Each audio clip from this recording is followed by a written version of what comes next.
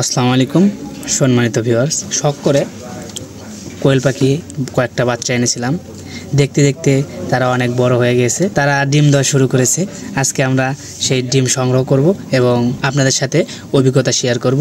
যখন আমরা কোয়েল পাখির বাচ্চাগুলোকে এনেছিলাম তখন আমরা কল্পনাও করি নাই এই পাখি থেকে আমরা ডিম পাবো এবং এই ডিম থেকে আমরা পরবর্তীতে আরও বাচ্চা উৎপাদন করতে পারবো। আলহামদুলিল্লাহ আমরা সেই সুযোগ পেয়েছি। আমরা এখন আমাদের এই ডিমগুলো থেকেই আরও বাচ্চা উৎপাদন করতে পারবো ইনশাআল্লাহ।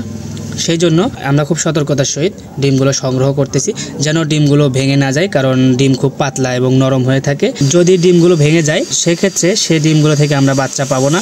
তাই আমরা খুব সতর্কতার সহিত ডিমগুলো সংগ্রহ করতেছি যেন আমরা এই ডিম থেকে পরবর্তীতে বাচ্চা উৎপাদন করতে পারি ইনশাআল্লাহ। আমরা আরও বড় সেট আপ করবো এবং এই ডিম থেকে যে বাচ্চা ফুটবে সেই বাচ্চাগুলোকে এই সেট আপে রাখবো ইনশাল্লাহ। কোয়েল পাখি সম্পর্কে আগে আমাদের তেমন ধারণা ছিল না, তাই আমরা প্রথমে কয়েকটি পাখি দিয়ে অভিজ্ঞতা অর্জনের জন্য পালন করেছি। এই কয়েকটা পাখি পালন করে আমাদের যতটুকু অভিজ্ঞতা হয়েছে ইনশাল্লাহ আগামীতে আমরা আরও বেশির থেকে বেশি পাখি পালন করতে সক্ষম। দোয়া করবেন আমরা যেন আগামী দিনে ভালো কিছু করতে পারি। ভালো থাকবেন, সুস্থ থাকবেন, আল্লাহ হাফেজ।